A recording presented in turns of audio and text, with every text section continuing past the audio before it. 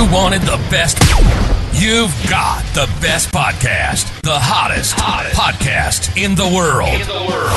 The Chris Voss Show, the preeminent podcast with guests so smart you may experience serious brain bleed. The CEOs, authors, thought leaders, visionaries, and motivators. Get ready. Strap yourself in. Keep your hands, arms, and legs inside the vehicle at all times, because you're about to go on a monster education roller coaster with your brain. Now, here's your host, Chris Voss. Hi, folks. Chris Voss here from the ChrisVossShow.com. The Chris Voss Show.com. I'm just like Beyonce, only less talented, or not talented, or not. I should probably just give up and stick to my day job. But that's what we're here for, folks. The Chris Voss Show. Welcome, one and all, family and friends, women and children of all ages. Welcome to the Chris Voss Show podcast. As always, we couldn't do it without you. You know, the Chris Voss Show is a big family. And the one thing about a family is we kind of all live in the same home. And so the Chris Voss podcast is like a giant home of people that love you but don't judge you. So it's like living without your mother-in-law. So there you go. But the great thing about it is you can sit on your couch and you can listen to the show and you can go, holy crap, and you can welcome in all these amazing, brilliant minds, and none of them are me. You can welcome in billionaires, CEOs, the hottest new authors that are coming, Simon Schuster, Penguin Random House, all the great publishers, auto book with us, entrepreneurs, newsmakers, people from, journalists, Pulitzer Prize winners, and you can sit there right wherever you are and be in your home with the Chris Voss Show. Doesn't that feel warm, like a little chimney fire going in the corner there? Because if it doesn't, well, you should probably further show your family, friends, and relatives, and it'll feel more like that. Go to goodreads.com/Chris Voss, LinkedIn.com/Chris Voss, YouTube.com/Chris Voss, and Chris Voss 1. And why aren't you more impressed whenever I do the improv ramble at the beginning? You should be. And do a 5-star review on that over on iTunes if you would too. Years ago, I had someone that I was very much in love with, and she struggled with alcoholism. And I didn't know what alcoholism was at the time or addiction was at the time. And so it was very hard for me to understand it. And it was kind of a part-time thing. There were choices that I had to make in the relationship. At one point, we were engaged to be married, and that had to be called off. There was lots of struggle to get her to stop drinking and deal with her thing. And in the end, we broke up, and then a few years later, she unfortunately passed away from her alcohol addiction. So addiction, alcohol, abuse, trauma, childhood stuff, all this stuff, we're going to be talking about today and educate yourself on what I didn't know when I was going through these things. And maybe if you know somebody who's out there who needs help, we can give you some advice and give you some resources and all that sort of good stuff. Today we have Steve Feldman. He's the CEO of Feinberg Consulting, and we're going to be talking about some of the services they offer, how to look for addiction, how to understand it, how to, know if you need help, or maybe someone you love needs help, and maybe some things to empower you to know what to do. Because when I came across it, I had no idea what to do. Steve Feldman's journey to recovery from addiction began in 1992 and has become a foundation of his life and work. He is trained interventionist, and CEO of Feinberg Consulting, a company that helps families manage addiction, mental health, and family health care crises. His reason for being is to help those in crisis get the right kind of help fast and make it stick. Steve also looks forward to sharing stories and new perspectives about navigating through crisis. Welcome to the show, Steve. How are you? I'm doing well. Thank you for having me. There you go. Give us a .coms. Where do you want people to look you guys up in the internet for more information? So the website for our company is feinbergcare.com. There you go. And give us a 30,000 overview. What do you guys do there? So our company was established in 1996. My partner, Pam Feinberg, who was a nurse, created a company that was really designed and in place to help people who had been catastrophically injured, a lot of traumatic brain injury, spinal cord injury, and really complicated medical conditions. And case management is really best described as care coordination and patient and family advocacy. Mm-hmm. And over the years, that expanded into working with people in the behavioral health field, mental health, substance use addiction, other types of addiction as well.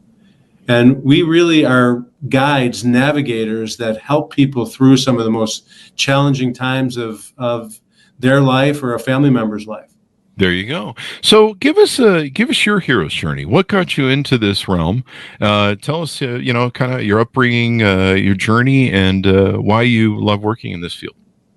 So there's really a parallel path, and the parallel path is that my career, my business life, has been in a path of working in a lot of different businesses, all in which was about providing a service that helped people. Like I've always been somebody who has been interested in others and been interested in helping. And on a personal basis, I struggled with substance use addiction, and really anything, if it could help me avoid, numb, or not deal with something, I could become addicted to it. Wow. And what brought me to my knees really was in 1992. I got sober from drugs and alcohol, and been fortunate to be on a path of recovery that hasn't been a straight line since then, but I've been sober from drugs and alcohol I'm 62 and just passed my 31st clean day, 31st anniversary of being clean. Wow. And I can congratulations. say more than half my life has been that. There you go. Congratulations. Would you be 62 if you hadn't gone down this path? Most likely not. Wow. Most likely not. It's great that you survived that. I have friends that deal with addiction, and every day it's one day at a time, and they'll post their coins on Facebook and talk about what they're going through, and everyone supports them because it's hard, especially people that are heavily addicted to something, and chemically their brain's wired to be an addiction personality. Let me ask you this: is it true that there are certain people that have a predilection to addiction more than others? Maybe it's genetics, maybe it's character traits, things like that. Yeah, the answer is yes. And, there is both genetic and environmental issues that play into somebody's, where somebody lands. And, once somebody passes that threshold of using in a way that is alcoholically or, abusing drugs into a place that it has turned into addiction, there's really no turning back. There you go. And I've seen, like I cited my ex-girlfriend, she was a wonderful gal when she was sober. When she was sober, she was just an angel. She was worth marrying. And I would see a physical change to her face and body when she would strike alcohol. It could be a shot of Vicks. Like it just took like that little thing. And she would go, it was probably what Dr. Jekyll and Mr. Hyde and Dr. Jekyll and Mr. Hyde was formatted on, because she would go from being the nicest person to just being the meanest. She was just one of those mean drunks, like not fun, mean, like, and her face would contort. You would almost have a different person. And so it was kind of interesting to see how that worked in some sort of addiction, a formative sense.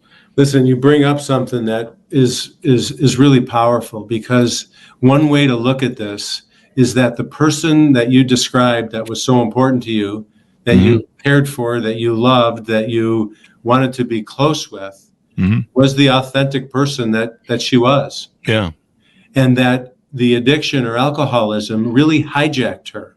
And the brain actually goes through a change that the decisions that are made, the things that are said, the behaviors are not the person that you really knew.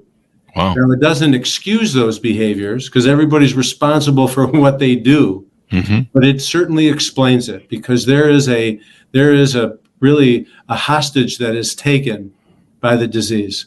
There you go. So you talk about the transactional nature of medicine these days.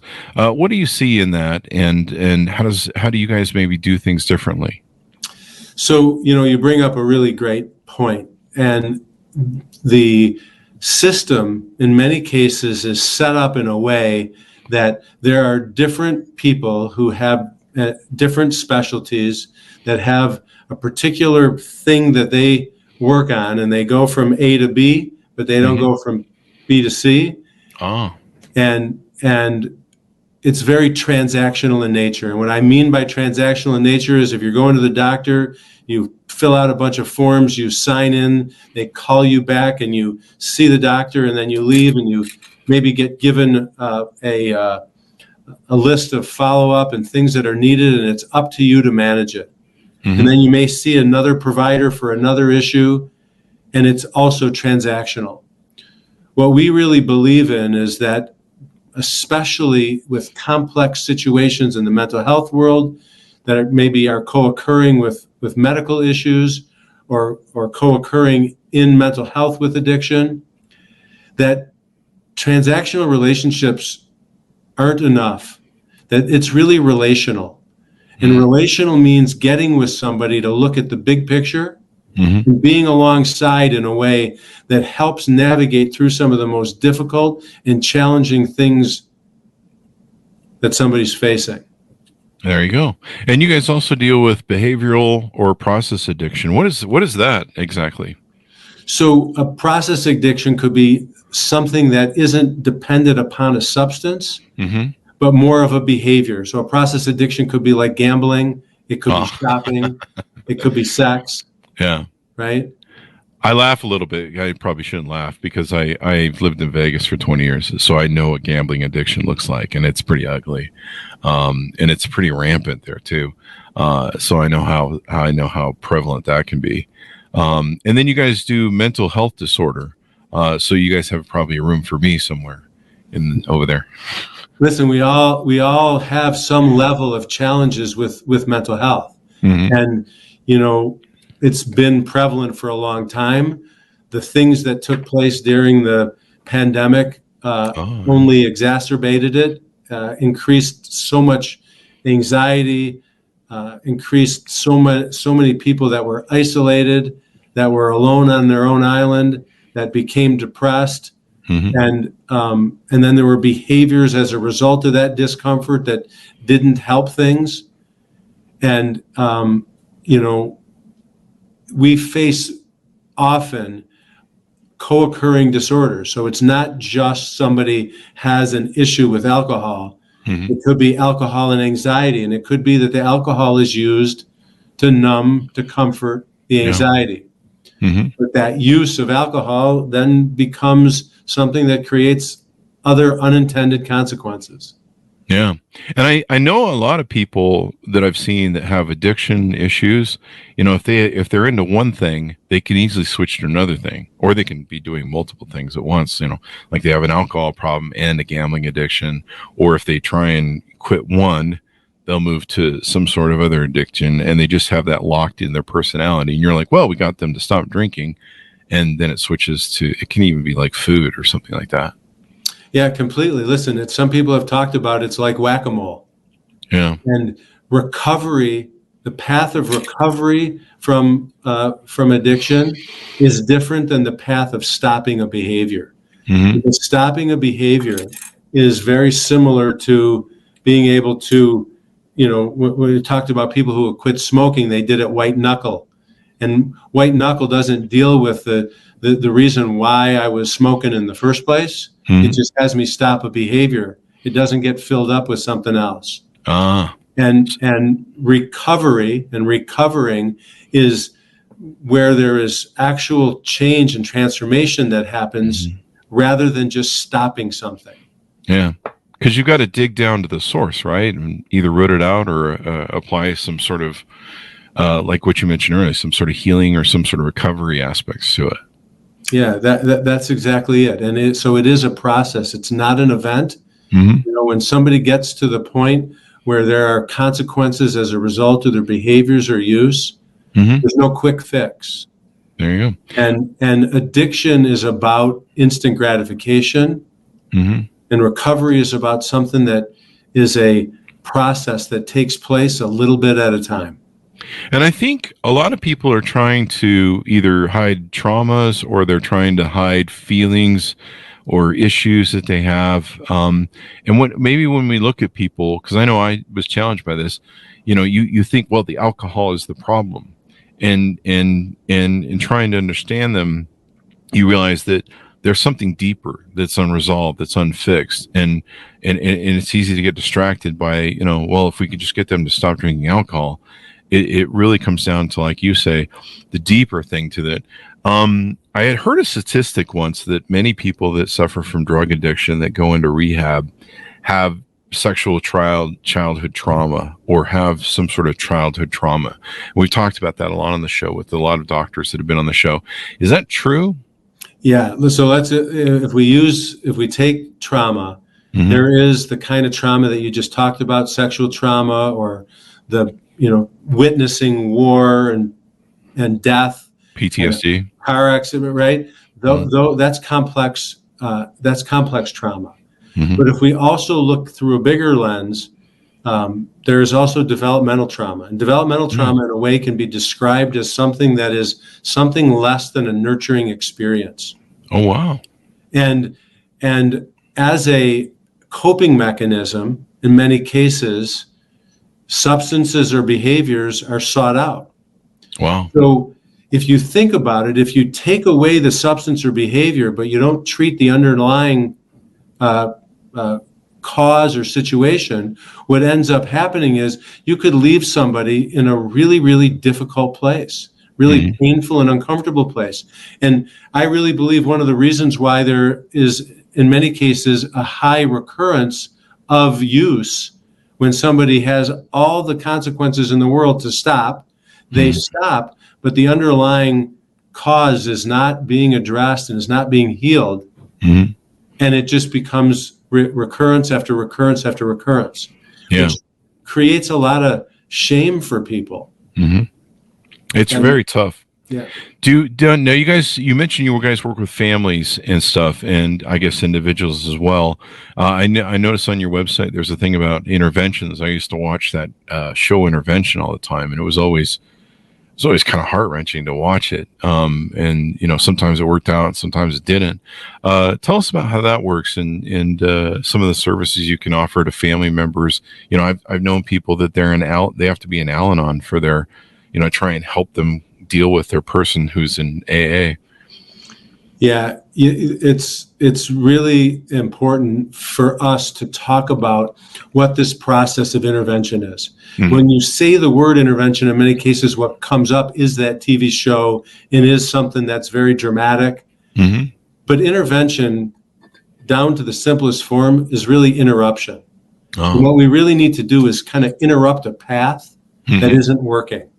It may look like a surprise where the family is rehearsed and brought together and trained with a specific letter and ask, where plans are made to help somebody say yes when otherwise they're really going through destructive behavior and part of their life. But it could be as much as really helping the family get on the same page of what they're asking their loved one to do. Yeah. It's kind of a way of, it just occurred to me, it's kind of a way of providing a bottom without having them hit rock bottom, maybe. Is that?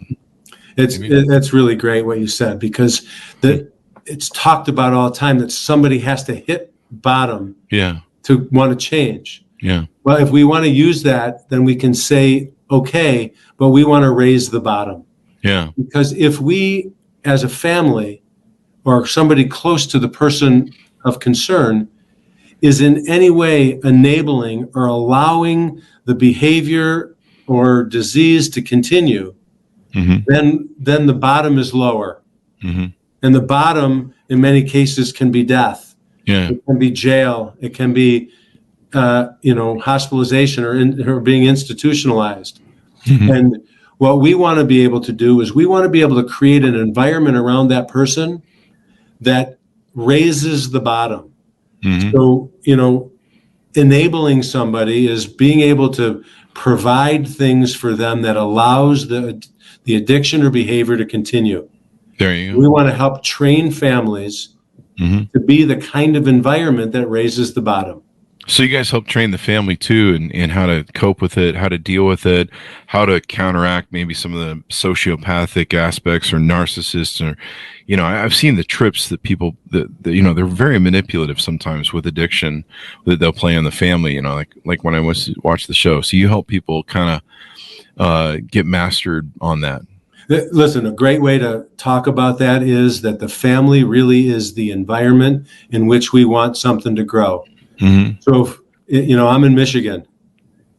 If I want to grow a cactus, no matter how bad I want that cactus to grow, cold, wet weather is not going to have that happen. That's true. You guys do that. If we want to get a healthy family member to grow and recover, there's a certain environment that's needed.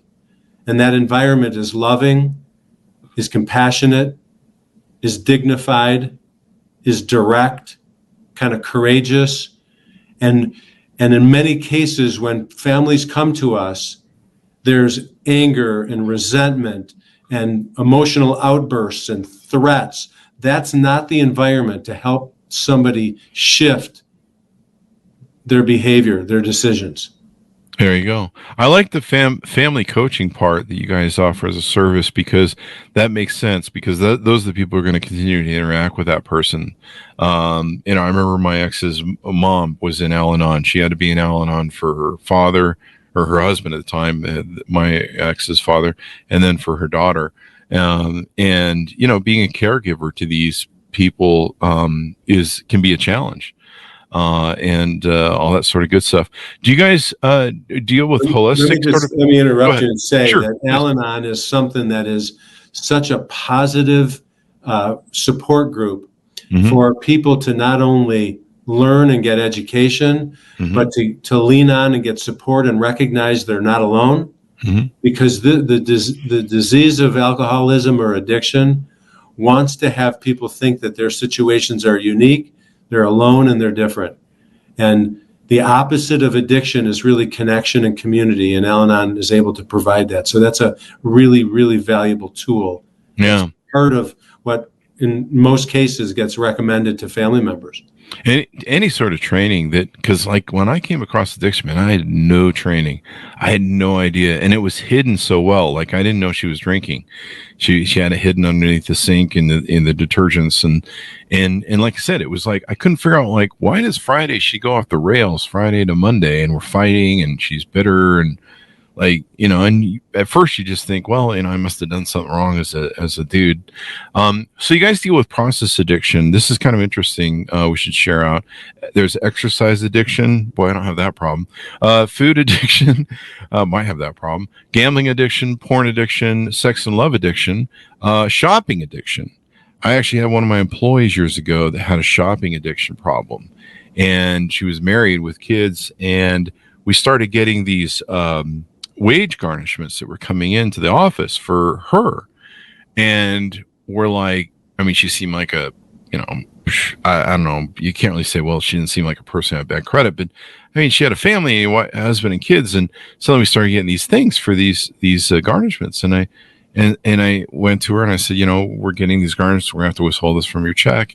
And she was kind of upset. She's like, please don't tell my husband.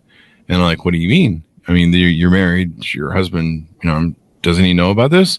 And she's like, no, he doesn't know. And she had a shopping addiction. And we were getting like a lot of these bounce checks, I guess they were, or something, credit cards maybe in default.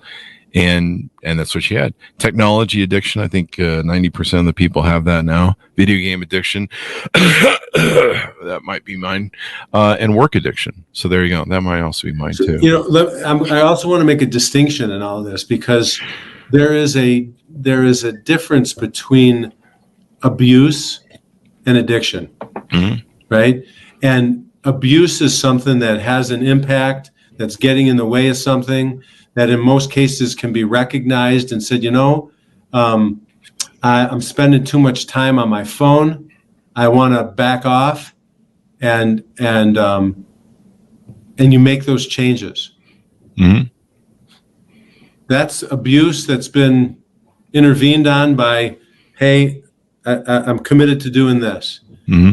Addiction is, I have that conversation, or somebody has that conversation, I agree with it, or I deny it, or whatever the case may be, but I continue to do it. Yeah. And I continue to do it into a way that begins to impact and affect other things in my life. There you go. Let me ask you this, because I had an argument with a friend once, because there was a point in my life where I was drinking half a bottle of vodka about every night or every other night. And I was never, in my mind, I was never addicted to it. Now, I'll let you correct me here. But my friend, I would just do it. But if I ran out of vodka, I wouldn't get the Jones. I wouldn't shake. I wouldn't lose my mind. In fact, half the time I'd just be lazy and go, I'll just get some more tomorrow night or whatever. And just didn't care. But I abused it pretty heavy for a good 10, 20 years. And I'm a big guy, so I can consume, I was even bigger then, so I could consume a lot of alcohol. And I have a high, what would you call it? Resistance to drugs. Like, a lot of drugs are just candy. I'm just like, this does nothing for me. But booze was my one little agent. But, my friend said to me one time, because he had a smoking addiction, when he would not smoke, he would Jones. Like, he would start shaking, start losing his shit. And I'm like, I think you have an addiction. I just have abuse. And I know what I'm doing. I'm abusing this. Are those two really different things? Or is it still really, it's a form of addiction because there is a line. Yeah. There is a line, and there is a screening. Mm-hmm. That that somebody would go through to be able to really get a diagnosis of if it is a true disorder or if it is abuse. Yeah. And it's not the exact same for everybody. Okay. There you go. What happens is in many cases it's not the same for two people. Right? Somebody that was drinking the same way that you did for the period of time that you did could certainly have and create a physical dependence. Yeah. And if they didn't have it, start to shake and start to, potentially even have the possibility of having a seizure or other medical complications. Mm-hmm. And it is at the center, it's a pretty fine line. Mm-hmm. It's and it was interesting. I used to drink like 10 to 15 Mountain Dews a day. One day I just quit. I just said enough. I just can't take the abuse of my body anymore. And alcohol was the same way. Alcohol was kind of a wind down. Once I hit my 50s, my body was like, yeah, if you want to keep doing this, we're just going to make it really painful and give you just horrendous hangovers. And after a while, you're just like, I don't want to do this. It's just not worth it. And so I eventually quit and moved on. But listen, man, you're talking about the difference between abuse and addiction. Mm-hmm. I could have never had that conversation. Yeah. Well, actually, I could have the conversation, but I could never follow through. There you go. Because as soon as it was coming out of my mouth, I was thinking about how I could hide it, figure it out for the next day, somehow get around what I said, and some way manipulate into some kind of behavior that got what I wanted. In addiction, there's a big demand to do whatever it is that's necessary to keep that addiction going. There you go. You tell yourself a lot of, lies, and there's always what do they call it? It's like reasoning, or they call it negotiating. Rationalization. There you go. You're like, well, if that's that or the other, well, today, and stuff like that. So what have we talked about on services that you guys provide and how you help integrate not only, a family and or an individual who's out there going, I'm listening to this, and I think I probably should ask somebody if I need help. Yeah. The service that we provide that kind of wraps around everything that we do is when people come to us, and mostly people come to us that are concerned about a family member. But, periodically we get somebody that is concerned about themselves and ready to make changes. What we want to do is first gather information and get a real full, thorough assessment of not just the person of concern, but the whole family. You talked about trauma before. It's really looking generationally, looking familia-wise, looking at it from a real holistic perspective to put together a picture of what the past has been they get a clear understanding of where somebody is currently at, so that we can work together real closely to come up with recommendations and a plan for how to move from where somebody is to where it is they want to go. And those services include formal interventions, include coaching families on how to work with their loved one, include making recommendations for treatment facilities. We have, we spend lots of time, effort, resources in getting to know the different levels of care, the different facilities from one end of the country to the other. And then really being able to provide ongoing management consultation kind of direction to help people have a light shined out in front of them to deal with things that we're not necessarily trained on how to do. Coordinating providers, having a therapist and a psychiatrist be able to talk with each other and know, really what's going on. Being able to help deal with legal issues, like whatever the situation is that could increase stress or increase the fact that the plan could go offline. We're there to help guide people through that. There you go. And we've kind of touched on this a little bit before, but why is it more important that people approach professionals like you, reach out for help that way, as opposed to just Googling symptoms or talking to a neighbor or friend and says, hey, you should probably, read a book on positivity or something. It's a great point, because we're in an age right now where the greatest resource of all is a couple keystrokes away from getting information on the internet. Yeah. And there is good information on the internet about a lot of things, and a lot of things even in this world, in this realm. The problem is there's also a ton of things that are not good. There's players in this arena that are not good players. Yeah. There's a lot of money in this in the field of rehabilitation and treatment centers. And it's hard to navigate through what is the right fit, what is the right provider clinically, ethically, morally. And I think that when we do something really meaningful in our life, it's best done with getting the guidance of somebody who's done it before, who's experienced. Yeah. When it comes time to do taxes, we go to a professional accountant. When it's time for any kind of legal issue, we'll take counsel with a lawyer. Somebody comes up with a medical diagnosis that is, pretty scary. They want to go talk to somebody who is acclaimed in this arena. This is no different. There you go. Note to self, quit talking about my mental health issues with my auto mechanic. All right. That's just had to make that note there. So he knows which ratchet to use to bang me upside the head, but hasn't been working very well. And it's very painful too. But we were going to try the shock treatment with the batteries, but I think I'll call a professional, like you say. The one thing I noticed on you guys' website, we do the comedy here.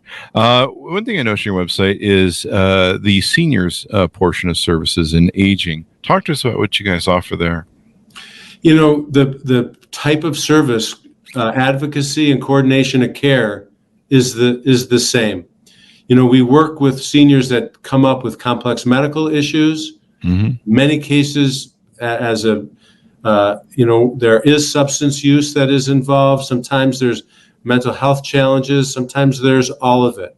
But being able to assess, come up with a plan, work with the family to help navigate through challenging times with either somebody in the natural aging process or something that happens with an event that becomes some type of acute episode or crisis.